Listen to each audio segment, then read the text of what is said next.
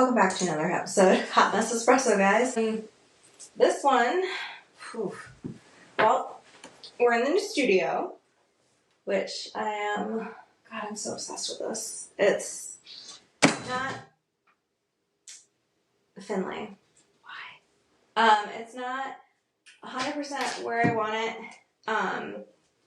just because, you know, when you first throw it together, you're looking at it and you're like, oh, I could tweak this, I could tweak that. Words are really fucking hard today. It's been a week.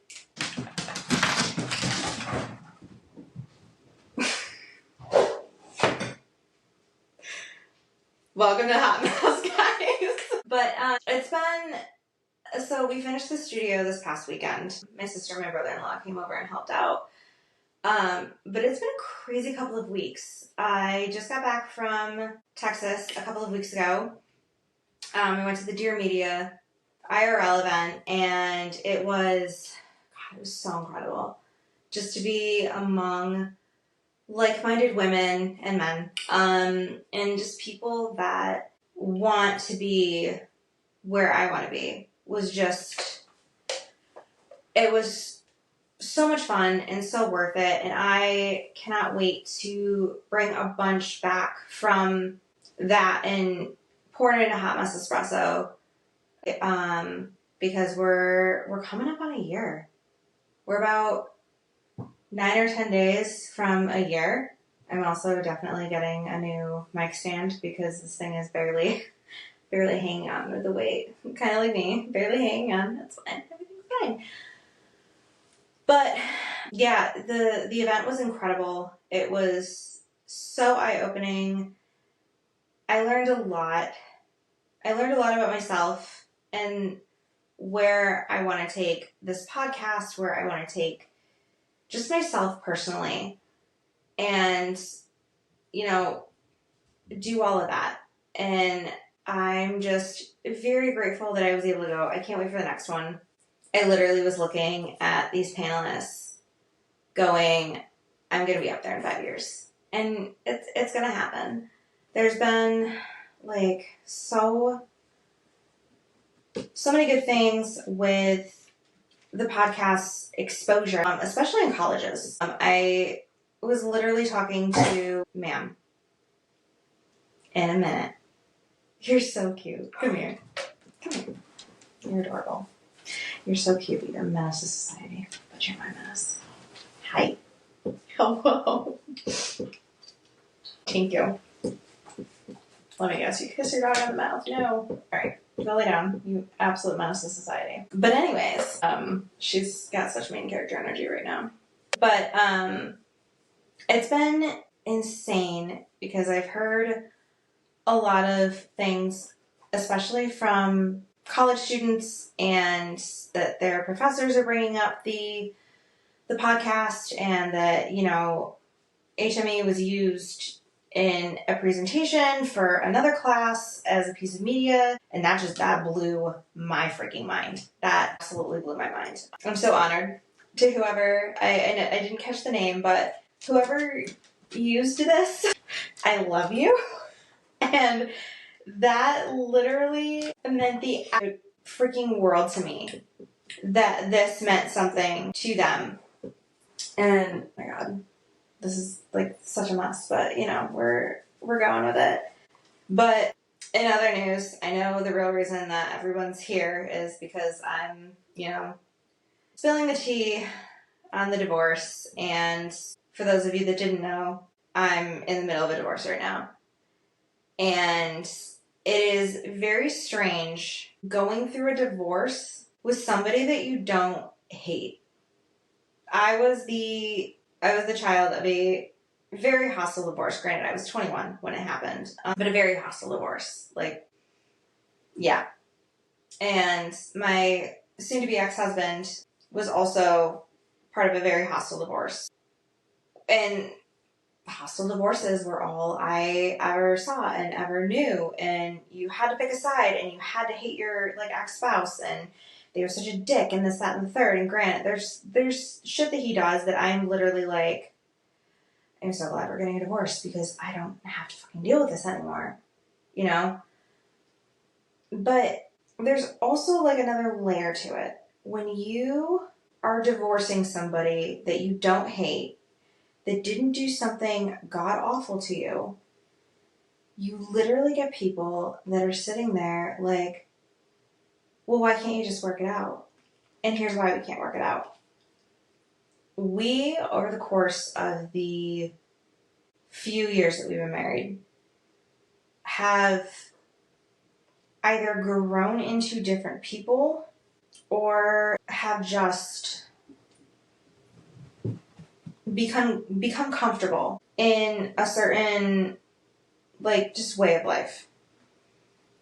And when you're not growing together, it does not matter how much you don't hate that person, it just doesn't work out. And there's something to be said about having kind of like a slow burn of a breakdown of a marriage. There wasn't anything that anybody did wrong. There wasn't some big, I mean, we were fighting all the time, but half the time it was like one-sided fights because it just was. When you, I don't know how to word this. Basically, at the end of the day, like, I didn't like who I was becoming. I was a shell of a person. I was just miserable. I was burnt out because I didn't have a partner that, granted, he was great to me in a way.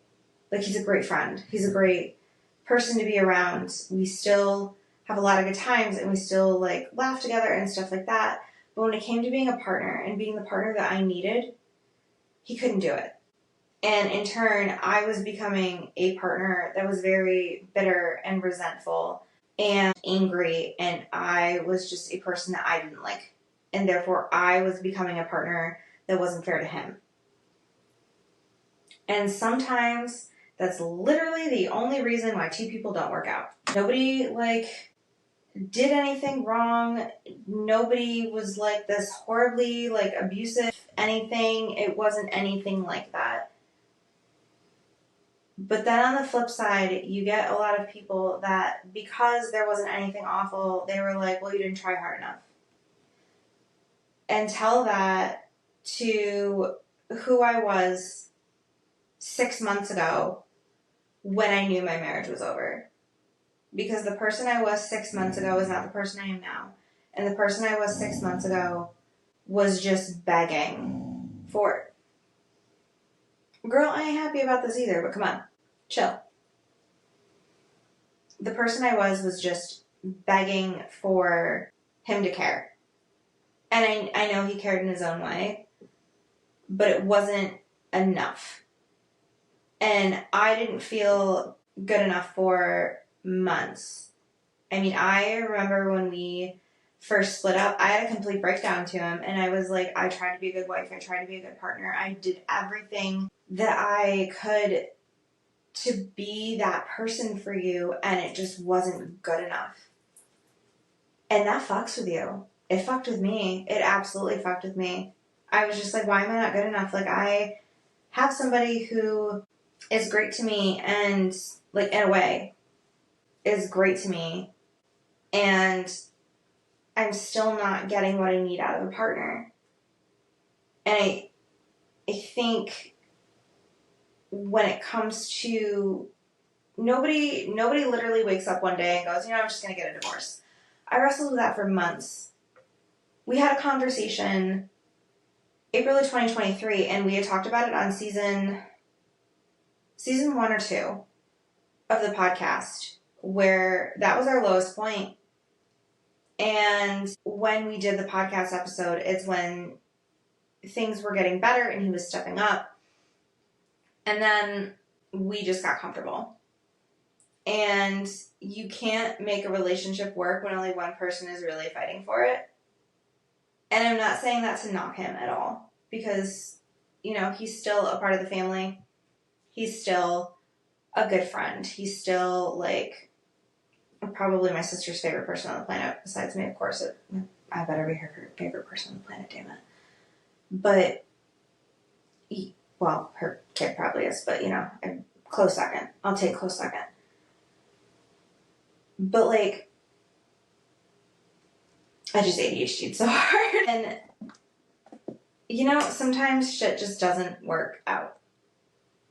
It just doesn't. But he got comfortable. I got tired of fighting. So I gave up. And it just turned into a whole bunch of nothing.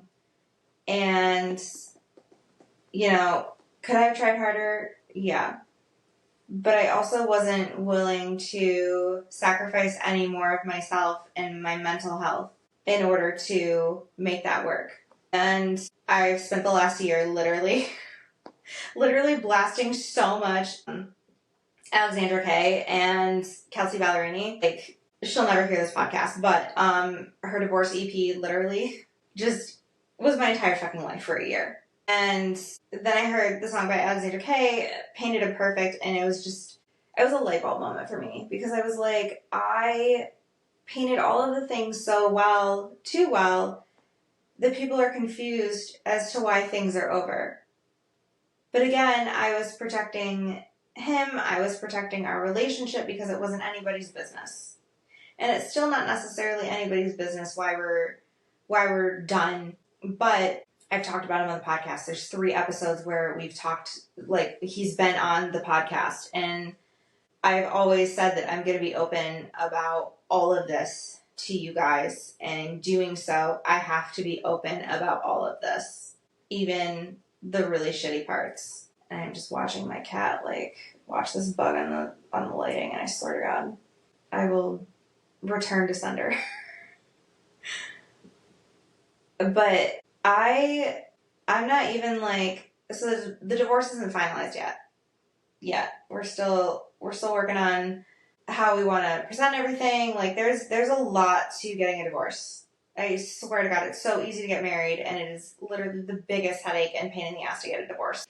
When people are getting a divorce, know that it is very much worth the headache and the paperwork and the just fuckery of the logistics to get one. Like, that alone, the next time somebody says they're getting a divorce, I'm not even going to ask why. I'm going to be like, you know what? You do you, because I've been through it. I've seen the paperwork. Like, Lord. But on the flip side, I am not looking forward to dating at all. I, like, tried the whole dating thing for, like, 5 minutes. And I'm sure there's going to be people that judge me and are like, oh my God, you aren't fully divorced. Like, why are you dating? Honestly, if I gotta, like, get my ex to sit over here and, like, tell everyone else what he told me, which was that it was perfectly okay, I will. Because, shut it. I don't care. But when I was, like, thinking about, like, getting back out there, it is fucking terrifying. And I was out there for 5 minutes, and I'm just like, this is horrible. Like, I don't know, like, I've heard horror stories from my friends, like, that are still single, and I'm just like, God, I'm so glad I don't have to deal with that anymore. And the universe was literally like, are you glad? But there's, like, one thing I have definitely learned in this whole dating post-divorce thing, and that is take your fucking time. Because just because they are better than your ex, let's try this again. Just because they are better than your ex does not mean they are better for you. And I think that's literally why I'm taking my time at this point. I want to make sure that the next person that I bring in is going to not only be an upgrade per se, but it's also going to be a good situation for me. Because the last thing I want to do is, like, mess myself up or mess someone else up. Because I wasn't ready to jump into that. And I'm not looking forward to it. It sounds awful. Like, you know, what's your favorite color? What movie? Like, and I get that people do it all the time. But it's also very difficult to kind of take a step back, especially when you've been a wife. And you've been somebody that is just naturally, like, catering and you know, all of these things. And then you have to take a step back and be like, yeah, we don't have to talk every day. We don't have to, you know, I'm not going to do all of this shit. Like, I'll see you a couple times a week. That is definitely going to be a weird transition for me. And honestly, I'm like very tempted to just stay single through the remainder of 2024 and really focus on my career and what I want out of life. And you know, just figure out what I want, figure myself out again. Figuring out who you are while you're single versus who you are attached to somebody are two completely different people. And I don't see a lot of people talking about that. And just for the record, I know I seem very chill and very like over this. I've cried a fuck ton in therapy, which is also why I wasn't going super public with it. Like, I was going public enough, but I wasn't like super, super public with it. Because I wanted to make sure that I gave myself time to heal. That I gave myself time to make sure that there wasn't some like magic thing where we got back together. I knew there wasn't going to be. But I wanted to make sure that I was in a good place. Because I'm all for being vulnerable on here, but I am not for literally just having like a sob sesh. So don't mistake my like, even keelness with all of this as me being like totally cool with it. Granted, I grieved a lot of my marriage over the last year of just kind of, and that's the other thing too. I knew a lot of people say that like, oh, you grieve the loss of your marriage like while you're still married. And I was like, how does someone do that? I know exactly how you do it. Shit just starts going south over time and you just slowly start to go through the 5 stages of grief. And a lot of last year was the anger and stuff like that. And I think once 2024 happened was the acceptance. And, you know, I talked a lot about the breakdown of my marriage in therapy. And then once we split up, I've talked a lot about all of that in therapy. So there's been a lot behind the scenes that I've been doing that makes me seem totally okay. And I'm mostly okay. I think a couple days ago I had a breakdown in the car over, like, he went to say goodbye for work or something. And I was just going through it. I was just fucking going through it. And I just kind of looked at him and I was like, I started crying and I was like, you couldn't have just gotten your shit together. And like, that was kind of freeing to just not necessarily blame him, but to be able to say that out loud. Like, you couldn't have just gotten it together. Because if the shoe was on the other foot, I would expect him to say that to me. But overall, we still get along really well. He still drives me batshit, but I mean, I'm sure I drive him batshit. We kind of have to get along because we did like just buy this house, and we're gonna be long-term roommates for the foreseeable future. But hey, we hit the millennial dream of buying a house, you know. And of course, we separated right in the middle of all of that. Like I think we were actually separated before. Yeah, we were separated when we put the offer in. And like got all that done, or like we were very close to being separate. No, we were separated. Like literally everything's a fucking blur. I don't know.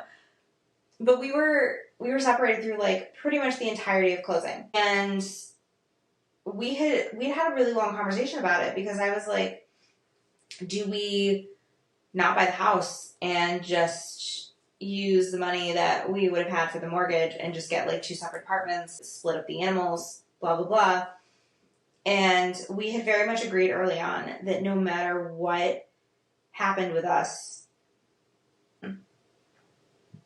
we wanted some stability for ourselves individually. And was buying the house the smartest decision? I don't know. I'll get back to you on that one. But at the time, we definitely needed it. And I mean, we've always pretty much gotten along through all of this, which is what kind of threw our families when I called my dad last week. And he was like, hey, you seem kind of down. What's going on? I was like, well, I'm getting a divorce. Like, and I'm not sure what happened when he told his family. I didn't ask, but my family was relatively cool with it.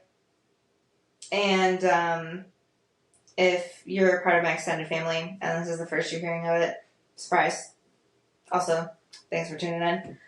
But yeah, we got along to the point where we literally ended our marriage and then turned around and went to our friend's parents' celebration of life. And we were totally cool through it. And I don't know if that says a lot about our level of crazy or just the fact that we've always had a decent mutual respect for each other. But either way, I'm grateful for it. I'm grateful that this hasn't been super hostile. And I'm grateful that we were able to end this before we hated each other. Because I could have stuck it out another year. I could have. And I would have not only hated myself, but I would have hated him, and I would have never been able to be in the same room as him. Because the bitterness and the resentment would have just added up, and I would not have been able to function. So, yeah, we could have tried a little bit more, but it would have ended so much worse. And we're in a good place, and I want to keep us in that good place. So, if that ruffles a few feathers with how we should have done things, it ruffles a few feathers. I don't care. But yeah, that is pretty much the tea on all of this. And I'm sure as time goes on, I will have much more to share with my inner thoughts on this. But I just needed to get this part out and kind of just finally admit a lot of it out loud. Because maybe I'm compartmentalizing, but it is taking a lot to do this because it's really hard to admit that something that you thought was going to be forever isn't. So, cut me a little slack, give me a little grace, I'm doing my fucking best over here. But I will catch you guys all next week. And until then, stay hot and stay messy.